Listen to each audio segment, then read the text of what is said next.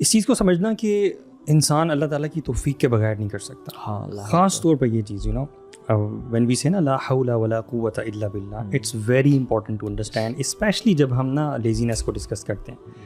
لیزینس کو اوور کم کرنے کے لیے ہم بھول جاتے ہیں کہ یار ہم اللہ تعالیٰ سے بھی توفیق مانگ سکتے ہیں کہ اللہ تو ہمیں توفیق دے کہ ہم لیزینس کو اوور کم کریں. This is my brothers, I'm telling you, this is the only thing that we leave behind. اس کو سب سے اینڈ پہ رکھتے ہیں, اس کو اینڈ پہ رکھتے ہیں. for all of our worldly affairs we exhaust all of the worldly options first and foremost.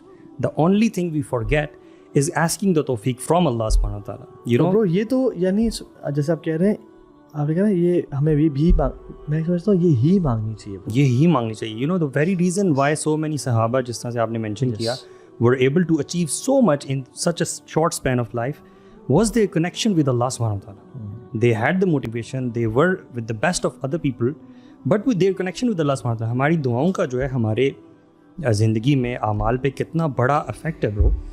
مطلب یہ جو کلمہ ہے ہمارے ہاں, یہ کلمہ کیا ہے برو, ہمارے ہاں یہ کلمہ بڑا غلط سے مراد یہ نہیں ہے کہ وہ بالکل نیگیٹو, لیکن ایک غلط اس کے طور پہ استعمال ہوتا ہے کہ جب بھی آپ کچھ برا دیکھتے ہیں آپ کہتے ہیں لا حول ولا قوۃ الا باللہ. نیگیٹو کنوٹیشن ہے, لیکن حالانکہ ایسا نہیں, حالانکہ اٹس اے ذکر کنز من کنوز اللہ, ٹھیک ہے, کنوز الجنہ, جنت کے خزانوں میں سے ایک وہ خزانہ ہے جس کا مطلب ہی یہ ہے کہ آپ اچھائی دیکھتے ہو, آپ یہ اناؤنس کرتے ہو ان فرنٹ آف اللہ سبحانہ تعالیٰ کہ اللہ تیری توفیق کے بغیر میں یہ اچھا کام نہیں کر سکتا. اچھا لوگوں کو نا, اور جب ایک دوسری چیز بھی کہ جب آپ کوئی برائی دیکھتے ہو تب بھی آپ یہ کہتے ہو لا حول ولا قوت کہ اللہ تیری توفیق کے بغیر میں اس گناہ سے نہیں بچ سکتا. ایگزیکٹلی, یعنی لوگوں کو اس کا ترجمہ ہی نہیں آتا ان فرسٹ پلیس, یعنی لا حول کہ مجھے کوئی چیز ڈائیورٹ کر ہی نہیں سکتی اس گناہ سے, میں یہ گناہ کر بیٹھوں گا, الا باللہ, اور یعنی ولا قوت کہ میرے اندر یہ انرجیز ہے ہی نہیں کہ میں نیکی کر سکوں.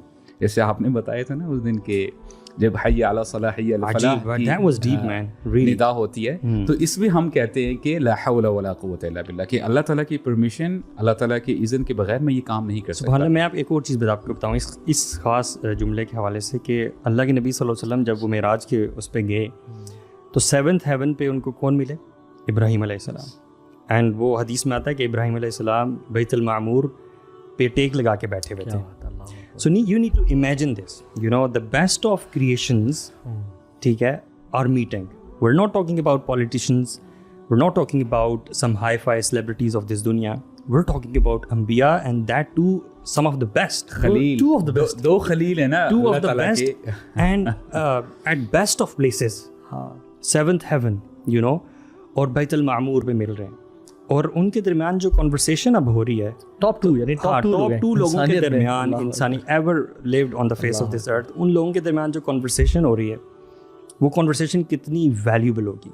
سو what they might be discussing politics, you would say education اور اکانومی اور واٹ. اللہ اکبر.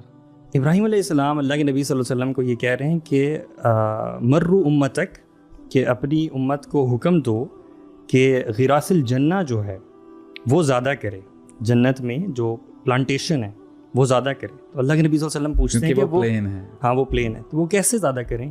اچھا ڈونٹ فرگیٹ یہ کہاں پہ بات ہو رہی ہے اور کون بات کر رہے ہیں, ٹھیک ہے, تو کیسے زیادہ کریں. تو ابراہیم علیہ السلام نے ان کو بتایا لا حول ولا قوت الا باللہ, اس کلمہ سے.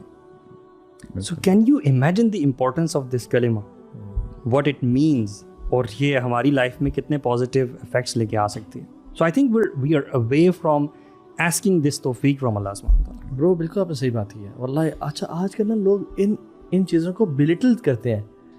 لوگ یہ بھی کہتے ہیں کہ 5 یعنی وہ تو نفل ہے نا, وہ کہتے ہیں 5 نمازیں نہیں یا 15 نمازیں پڑھیں. جب تک آپ XYZ خلافت کی محنت نہیں کر رہے نا, تب تک آپ کچھ بھی نہیں کر رہے. یعنی عجیب کانسیپٹس.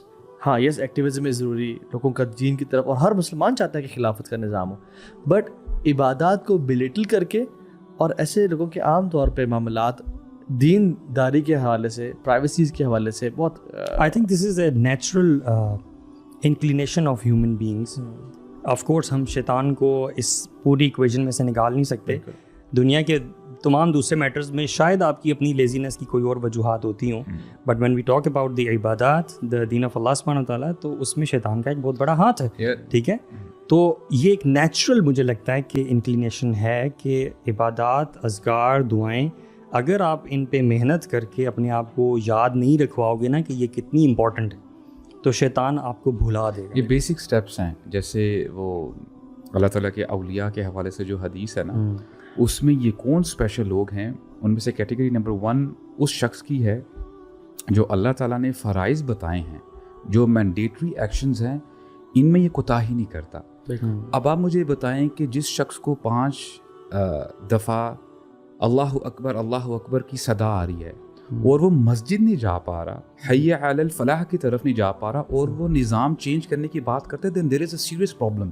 یہاں پہ پرابلم ہے، رائٹ، کہ جو بیسک سٹیپس ہے بھی وہاں پہ نہیں جا رہا، رائٹ.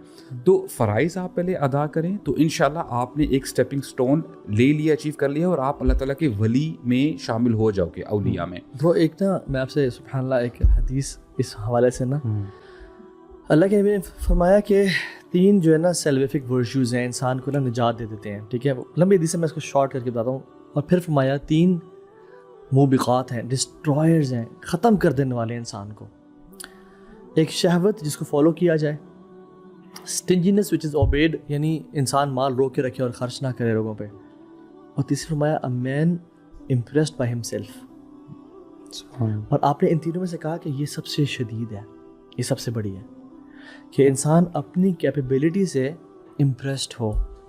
ملا علی قاری رحمہ اللہ برو اور صحابہ کے اس میں عبد الرسول کے کیا اقوال ملتے ہیں یار، سبحان اللہ. جیسے اپنے بارے میں یہ گمان بھی رکھنا نا کہ میں کوئی بھی نیکی کر سکتا ہوں، میں کوئی بھی خیر اکٹھی کر سکتا ہوں. یہ ایروگنس میں آ جاتا ہے نا. یہ برو یہ چیز جو کہ لا حول، یا اللہ میں کسی بیماری سے نہیں بچ سکتا، میں کسی گناہ سے نہیں بچ سکتا، میں کسی آفت سے نہیں بچ سکتا، میں لیزینس سے نہیں بچ سکتا. دس از دا میننگ آف لا حول الا باللہ ولا قوہ.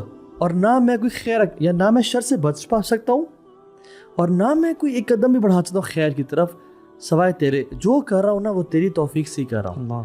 اینڈ برو یہ واللہ یہ آج کل کی یہ نوجوان نسل میں نا برو، جو میں ہے نا عجب، خود پسندی، آئی کین ڈو اٹ، یہ جو ایک میسکولینٹی کا ایک ٹاکسک ورژن لوگوں میں ہے، ایگو کا ہونا، برو یہ اتنا ڈیٹریمنٹل ہے. I can do it and I have done it. Yes. All what I have achieved, I have done it. لیکن چینج کی فلسفی یہ ہے کہ چینج اندر سے پیدا ہوتا ہے. اللہ تعالیٰ اس لوگ کی ان کی حالت نہیں بدلتا جو کہ اپنی حالت کو بدلتا. اور برو 3 طرح کے لوگ ہوتے ہیں. allow me to explain. پہلے وہ لوگ ہوتے ہیں لائف میں، یعنی یہ تو ہم نے سمجھ لی اس بات کو کہ اللہ کی طرف سے توفیق ہے، تو سب سے پہلے تو مانگنی اللہ سے.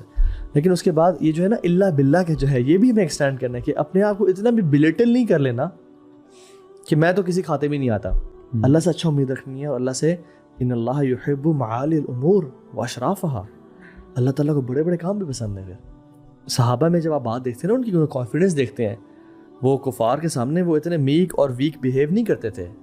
کہتے ہیں نخرج العباد بالعبادت العباد الی عبادت رب العباد، ہم آئے لوگوں کی غلامی سے نکال کے رب کی غلامی میں ڈالنے کے لیے. تو they had a level of confidence